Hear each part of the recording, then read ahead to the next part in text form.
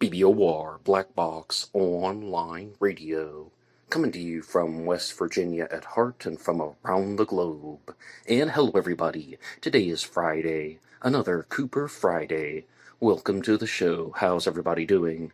On Fridays I talk to you guys about D.B. Cooper, the man responsible for the only unsolved skyjacking in U.S. aviation history. And you guys know the drill. You can hit the like button if you want, subscribe if you haven't, and drop a comment down below if you have something to say about D.B. Cooper. For larger things, you can send them to me at blackboxonlineradio@aol.com. And I am your host, Box Ned. On November 24th of 1971, a man using the name Dan Cooper boarded a plane going from Portland to Seattle. He gave a note to a flight attendant saying that he had a bomb, and he took everyone on the plane hostage. He demanded $200,000 and 4 parachutes, and after successfully obtaining those in Seattle, he ordered the plane to fly to Mexico. When he was informed that the plane did not have enough fuel to fly to Mexico, they agreed upon Reno, Nevada. But Cooper didn't need that much time. He parachuted out somewhere over the Pacific Northwest, into the night, into the rains, into cloud cover, never to be seen or heard from again. And to everyone's satisfaction, at least, some people, of course, claim that they have identified D.B. Cooper. And in this episode, I'm going to be discussing the book D.B. Cooper and the FBI by Bruce A. Smith. And this is one that is carrying on from last week. I did a part 1 to this book discussion last week, and you don't have to think of this one as part 2. Instead, I just want this one to be an analysis episode, because I told you guys very clearly that this book, D.B. Cooper and the FBI, is just jam-packed with information. It's just so well designed that there are going to be so many different avenues to explore, and it's going to be worked into future episodes of Black Box Online Radio. I mean, I could perhaps do 40 minutes on each individual chapter if I truly wanted to. So this is one that I'm going to be talking about in the future. But I'm also going to share some things with you guys about how Cooper Friday and all the other segments on Black Box Online Radio are going to become more dynamic. I want this to have different subjects within a single episode. I find that those are some of the stronger episodes of Black Box Online Radio. And I had started a segment called The Cooper Profile here on BBOR, and I made a couple episodes for that, where I was talking about the psychology of D.B. Cooper and other skyjackers, but the feedback that I received was that even though some people really like hearing about D.B. Cooper, they were unable to keep up with the episodes, where they like to follow all of Black Box Online Radio, but putting out 2 episodes a day was even a challenge for the regular listeners to follow. So I would like to continue with that, because my investigations into the psychology of skyjackers is far from over. And in this episode, in addition to discussing D.B. Cooper and the FBI by Bruce A. Smith, I'm also going to look at some of the observations that were made by Dr. David G. Hubbard in the Skyjacker. And then the final thing that I will do in this episode is just respond to your questions and comments. I was talking about this on the Wednesday show, which is about Jack the Ripper, and I often say that I like doing Q&A sessions, AMA sessions, question and answer, ask me anything episodes. And I think that all of the shows that I do on Black Box Online Radio are now going to have a combination of just discussing the title, content, and then concluding with Q&As and responding to your questions and comments from last week.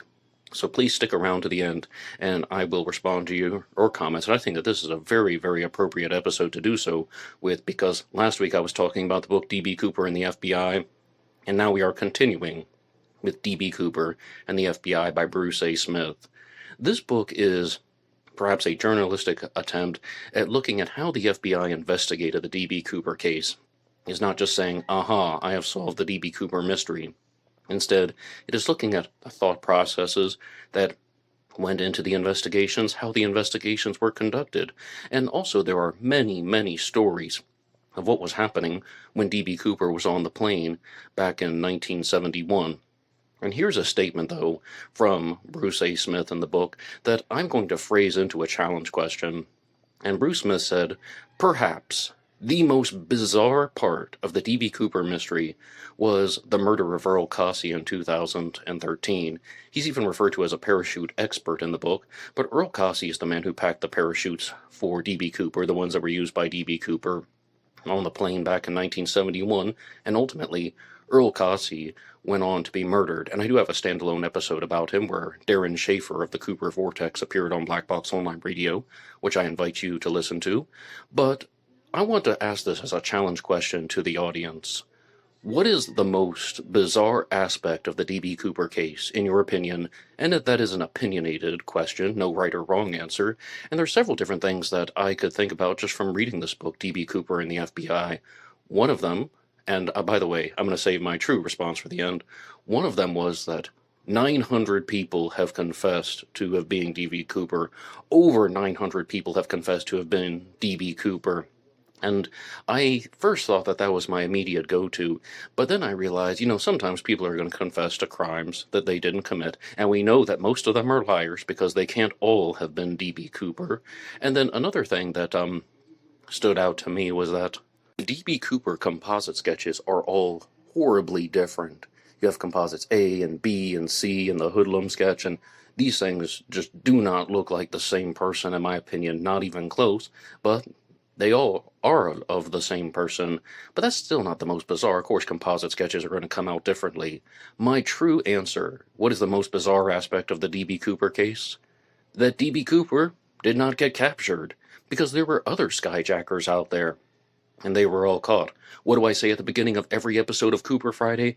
D.B. Cooper is the man responsible for the only unsolved skyjacking in U.S. aviation history, which I think is a combination of D.B. Cooper's intelligence, some blunders from the FBI, as well as perhaps, no, we can just leave it at that, actually. D.B. Cooper's intelligence, meticulous planning and thought processes, and the investigators, not only from the FBI, but from all aspects of the investigation, were not able to track him down, and D.B. Cooper has never been identified to this day. The next thing that I would like to discuss from this book is when D.B. Cooper is on the plane, he first begins to interact with a flight attendant named Florence Schaffner. She's the one who receives the note from D.B. Cooper, and she just puts it into her pocket, and she is more or less thinking that this is just a businessman giving me a phone number. Maybe he's trying to flirt with me, and I don't want to do that. And then he says, "Miss, you better take a look at that note again. I have a bomb." And it instructs her to actually sit next to him. But sometime during the flight, D.B. Cooper would have either a reversal or a new preference. He wouldn't zone in on Florence Schaffner for the entire duration of the flight, and he actually took a liking to a different flight attendant named Tina Mucklow. And Tina is actually praised in the book D.B. Cooper and the FBI because there are even statements that are read off where they're saying that she's the hero of this whole thing because she was able to keep Cooper calm. There's even a statement from the first officer, Bill Radicek, when he says that we'd be dead if it weren't for Tina, because Cooper, if he did have a real bomb, could have blown the plane up at any time, but she's the one who is actually just trying to soothe things out. She's trying to smooth things over. She's the soothing antidote to whatever Cooper might be trying to do. And I do actually have a lot of praise for Tina Mucklow. I don't think that she was a bad actor. And there are also some discussions in the book of about D.B. Cooper and the FBI, is that Tina Mucklow is sitting with D.B. Cooper for a rather long amount of time, although she should not have been able to see him without his sunglasses on. And she may have even smoked a cigarette with D.B. Cooper. But at this time, there still are other passengers on the plane. And one thing that's remarked, Bruce Smith makes a remark in the book about how it's quite odd that none of the other passengers could hear the conversations between Tina Mucklow and D.B. Cooper. And I don't necessarily think that that's a weird thing, because when they're sitting on the plane, when you've been a passenger on an airplane, sometimes you just try to tune out the other people. You don't even want to pay attention to their conversations. You might think it would be annoying if you had to listen to other people's conversations.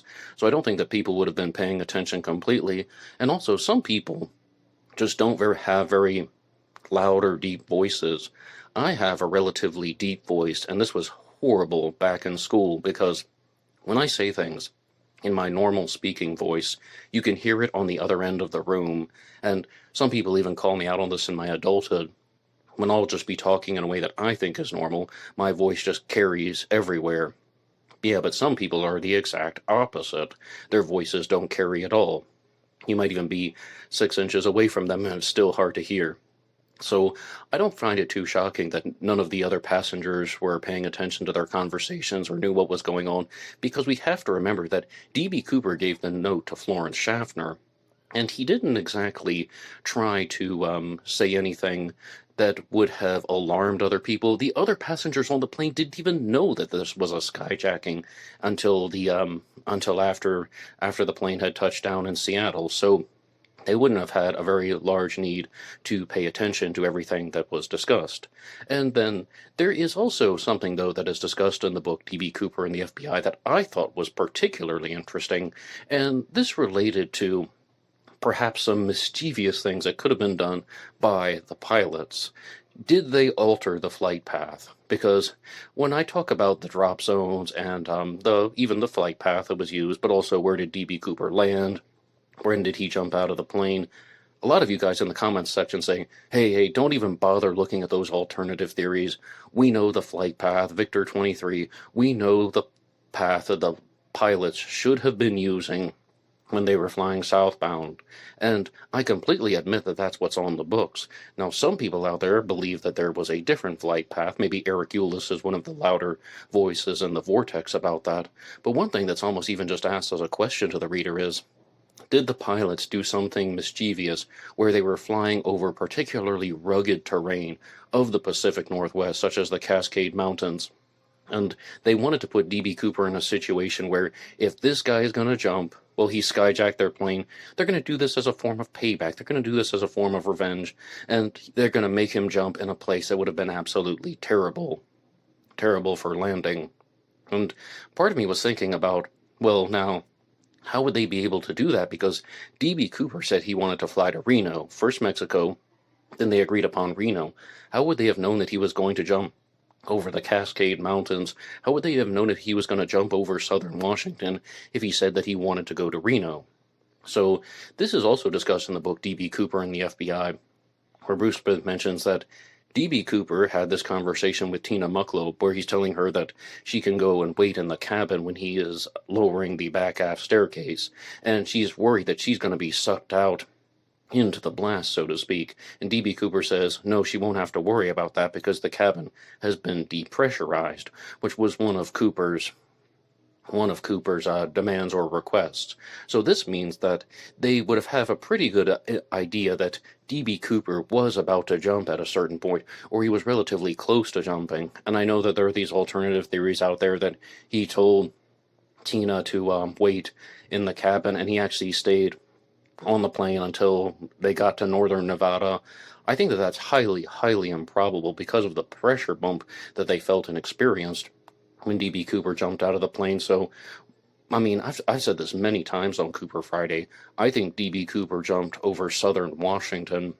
And if other people want to dispute that with me, they can put that in the comment section down below, and I would love to know your exact theories and the exact reasons that you would have for choosing a different location. To move on to a different segment that is discussed in the book D.B. Cooper and the FBI, this relates to the evidence collection.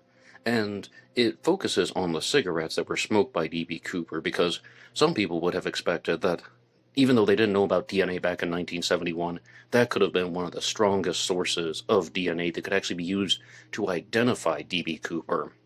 And in this book, it states that these cigarette butts were preserved in Nevada at least until 2003 before they were lost. And the source that Bruce Smith cites for that is Larry Carr, the FBI agent who worked on the case. And I found this to be rather surprising because I had just recently watched a video on Ryan Burns' channel, the D.B. Cooper Sleuth channel, and Ryan does a great job over there. And he stated that the cigarette butts were not preserved, and most likely they weren't able to extract any type of fingerprints or any other forensic material from them back in 1971.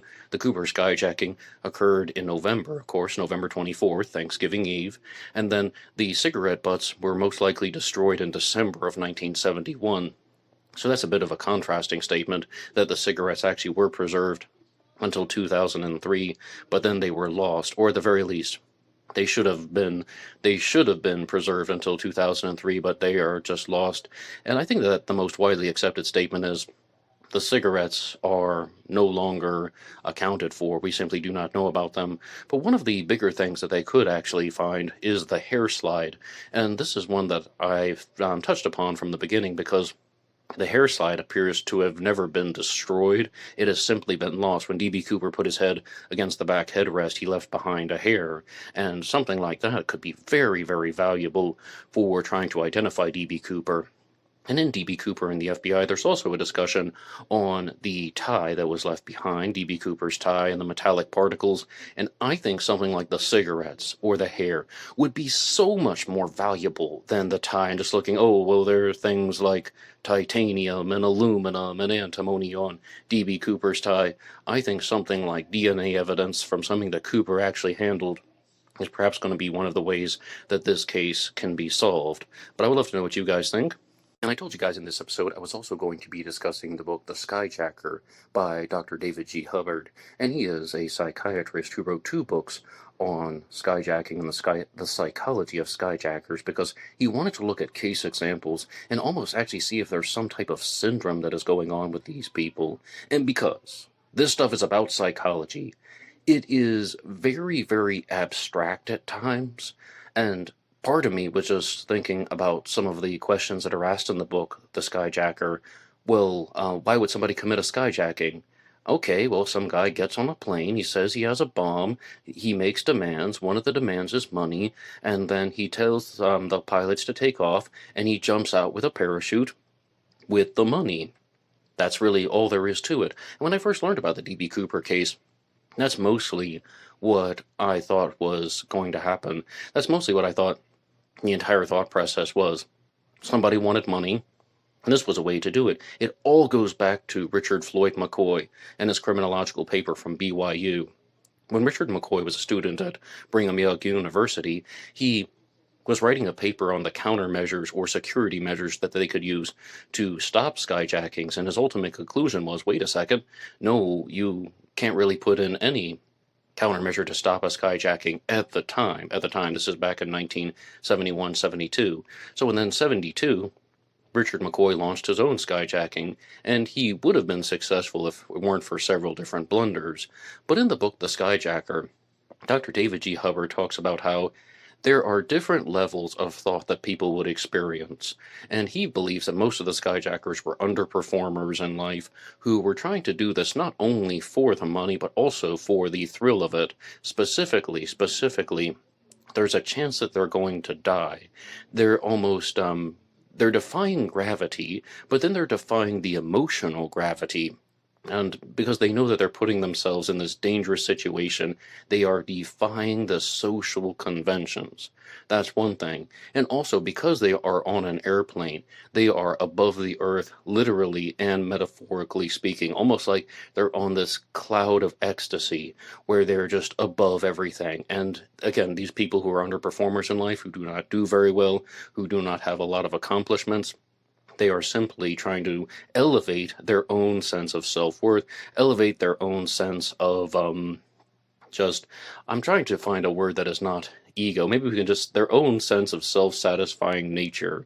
There we go, because I don't really want to talk too much about the ego and the superego, even though they are discussed in the book, because I think that there is something that is so much more valuable, and that is that there are these other Freudian components, because Sigmund Freud was a very famous psychoanalyst who liked to talk about sex. And even Dr. David G. Hubbard says there is a sexual component to the reasons about why someone would like to commit a skyjacking. For starters, it's, the thrilling things, but someone is trying to do something in a way in which they feel powerful. This is a very clear example of someone getting some type of sexual reward because without any type of sexual contact, they're trying to put themselves in a situation where they have the power. They're trying to put themselves in a situation where they can be in control of all things. They're going to put themselves in a situation where they can make demands that other people will have to respond to. And this is just very, very exhilarating because, again, in all of the case examples, or let me paraphrase. Ultimately, David G. Hubbard will look at 20 examples and say 16 out of 20 of the people that he looked at were very, very intense underperformers in life. And people are just thinking, aha, this is my moment where I get to be powerful. Maybe that stuff about being on the cloud of ecstasy in the sky, literally and metaphorically above the earth, it actually has some truth to it. But like I said, it gets very, very abstract. Okay, why don't you just say he's trying to look cool? And in the book, D.B. Cooper and the FBI, Tina Mucklow does talk about how D.B. Cooper is mostly calm and collected. He's not being rude, he's not being extremely threatening, and this could all fit in very neatly to the observations that have been made by Dr. David G. Hubbard.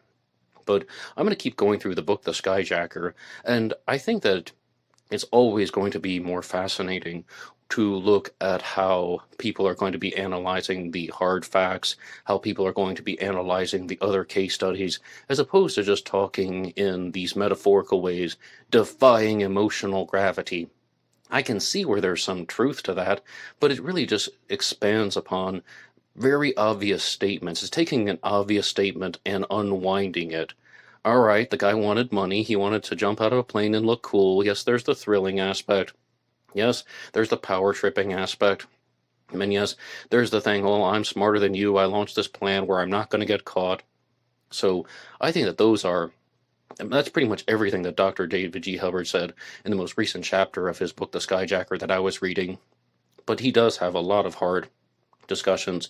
And on some of the previous episodes of the Cooper profile, I was talking about how there are case studies in the book when they're actually looking at commonalities among different skyjackers. They had overbearing mothers, abusive alcoholic fathers. Stuff like that is, I think, much more valuable to the D.B. Cooper mystery when it comes to creating a profile, as opposed to just saying that, well, he's trying to put himself in this cloud above the earth, and it makes him feel good to be there. Okay, I mean, I don't doubt that, but it's not the most eye-opening statement, if you understand me. And next I said that I wanted to get to your questions and comments. Once again, if you have anything to say about D.B. Cooper, you can put it in the comment section down below, and maybe it will be worked into a future episode of Black Box Online Radio. Our first one comes to us from Dave Smith, who says, I agree with you, Ned. This guy was really smart, meticulous in his planning, and professional. Question, why do you think he jumped when he did? I think it was all done by design. I don't think Cooper was just messing around. I don't think that Cooper was just some clown who just wanted to jump out of the plane and see what would happen, although there are individuals who tried to do things.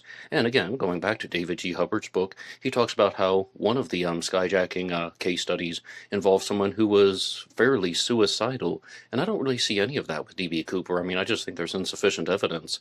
I think that D.B. Cooper was able to estimate where he was based on the time, from the amount of time when they took off in Seattle flying southbound, then he knew pretty much where he was, and it was done for convenience. It was done because of his plan. I think everything went according to plan for D.B. Cooper, and ultimately that's why he was successful.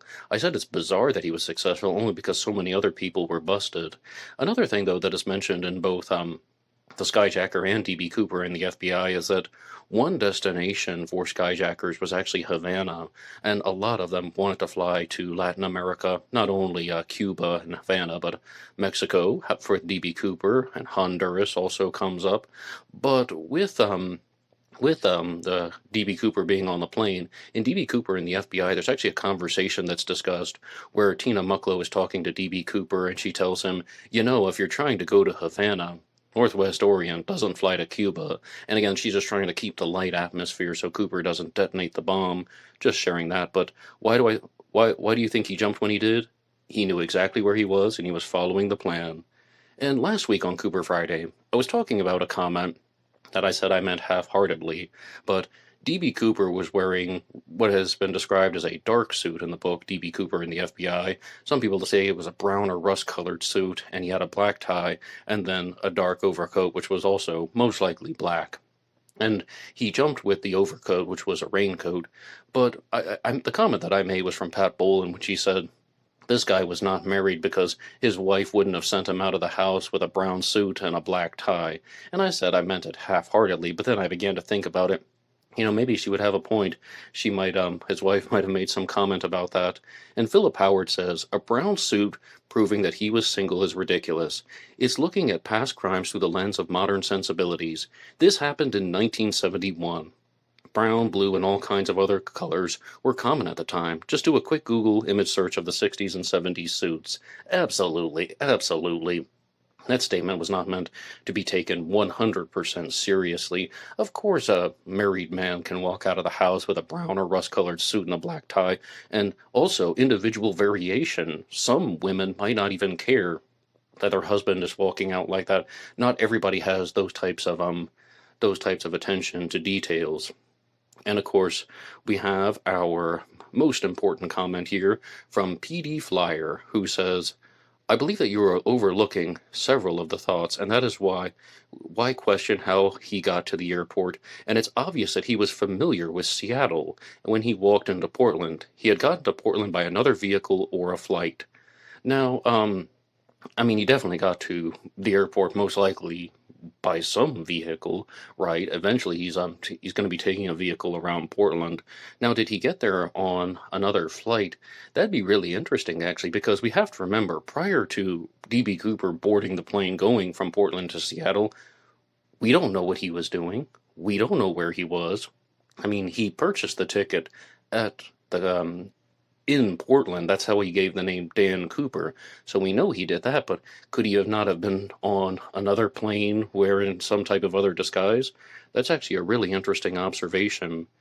D.B. Cooper recognized Seattle when they were landing. He recognized Tacoma, and he said, that looks like Tacoma down there, and drew the attention of those on the plane. Therefore, you're dealing with a bachelor who was never married, who wore a brown suit with a black tie, and went to work on Monday morning. It never went missing and folded himself back into society. Well, unless your suspect is Robert Richard Lepsey, some guy who had already gone missing well before this and was just not exactly on the run, but hiding out. He's a D.B. Cooper suspect that was a missing person. But I mostly agree with this. Now, if we're going to think about this, D.B. Cooper may have been a bachelor, maybe he was married, but did D.B. Cooper just go back to work on Monday morning? I mean, it's possible. He was just some guy who had a very bland appearance, very non-threatening appearance. You would think, when you have a skyjacking story like this, that you're going to deal with some guy who jumped out of the plane with $200,000. Well, what's he going to do with the $200,000? He's going to spend it, right? He should be going off to the Bahamas, or how about Mexico, like he actually wanted to. I don't know, go down to Tijuana, buy some tequila if you want, Cooper. It's your money now, brother. But no, it's quite possible that he just retreated back into society, waited things out. I mean, that's kind of what I would expect, though, if someone is trying to keep a low profile. But, you know, everybody's going to be responding to things differently. D.B. Cooper was invisible to the FBI because their criteria had eliminated him from their search. As he was an employee of the airline, they had already eliminated all airline employees. Knowledge of aircraft had knowledge of the rear exit from the 727 so that it narrows down to less than 1,000 males who had previously parachuted. The FBI uses the wrong criteria in their initial search, and who cares if they didn't go into the woods on Thanksgiving Day at that point? They figured that the guy was dead, and they were going to find the dead body on Friday when they entered the Oregon woods. By chance, is your suspect Kenny Christensen, PD Flyer? Because that sounds a lot like Kenny Christensen. You're saying that he was a bachelor who was going back to work. Kenny Christensen worked for Northwest Orient, the airline that was skyjacked by D.B. Cooper. And, I mean, this actually sounds a lot like some things that would describe him. He was a lifelong bachelor, and a lot of people believe that was because he was secretly gay, and he confessed to his brother on his deathbed, Lyle Christensen, that he had a secret, but he couldn't tell him what it was. Some people think he was referring to the D.B. Cooper case, and other people simply think that he just wanted to talk about his sexuality. But I think the stronger parts of this comment are that D.B. Cooper had a bland and ordinary appearance, but he also had an extremely intense understanding of aviation. I mean, he didn't know everything about the back half staircase because Tina Mucklow actually had to show him how to operate it, and that's discussed in the book D.B. Cooper and the FBI as well. But I think that I do still have to give you credit. I appreciate your observations. And our final comment, or not the final one, but one of the final comments comes to us from Classic Chevy Cat, who says, D.B. Cooper could have bought the tie at a thrift shop. When I was a kid, they used to have what was called in our town the Catholic rummage sale. So you go to the Catholic church and they'd have all these clothes piled up. It was fun.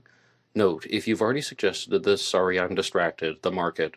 Oh yes, the stock market in America is absolutely more horrifying than any true crime case ever right now. It's rather sickening, but I'm hoping that things will rebound. Now, in terms of DB Cooper purchasing this tie from a thrift shop and the metallic particles on the tie weren't actually Cooper's, I can't dismiss those possibilities. Some people want to dismiss those possibilities. The biggest possibilities would be, other than DB Cooper actually owning the tie that he left behind. Number one, he found it. Number two, he borrowed it. Number three, he purchased it from a thrift shop, secondhand store. And this is one of the reasons why I've taken a very clear stance on the tie. And this is not going to be a popular thing. And it's something I have shared before on Cooper Friday, but I want to say it again because it needs to be reiterated. I don't think the tie is meaningless. I don't think the tie is useless. I think it's not the biggest clue that we have. Perhaps we should leave it for another time. Maybe we should look at other avenues to try and identify D.B. Cooper's identity, and then maybe later on we can come back to the tie. Because as of now, I don't think we have enough information about the tie to use it as a pathway to Cooper. So all of these things saying that, oh, well, it must mean that he had a job where he was working with these rare metallic elements that are on his tie, like titanium and antimony and bismuth and all that. I mean, I don't know if that's the appropriate course of action. In fact, I think it's an impractical course of action. Well, he must have worked at Crucible Steel. He must have worked at Union Carbide. I mean, there could be so many other explanations. I don't want to narrow the search down to just that specific set of possibilities. There could be very important possibilities that are being overlooked. Maybe if we had some more information, then we can come back to the tie and see if there's some other piece of information that we can get from that, and then that will lead us to Cooper. But as of now, the tie should just be put back in a well-preserved vault, and let's do something else. And now our final comment comes to us from Jared Wignall, who says, "These discussions about D.B. Cooper are always interesting to listen to, Ned. Keep up the great work, and I hope you're doing well. Please take care and have a great weekend. And everybody else have a great weekend too. Even if you're not listening to this on the exact Cooper Friday, I hope you're having a wonderful day."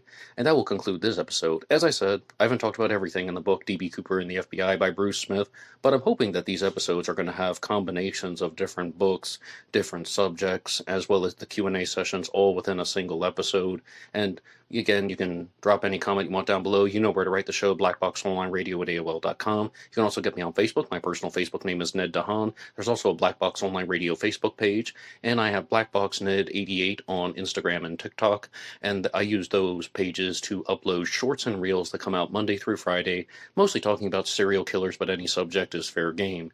You can download the audio version of this program as a pure podcast on Spotify, Apple Podcasts, iHeartRadio, and anywhere else you get your podcasts under the names Black Box True Crime or Black Box Podcast. And if you want to support any of these efforts, you can go over to buymeacoffee.com.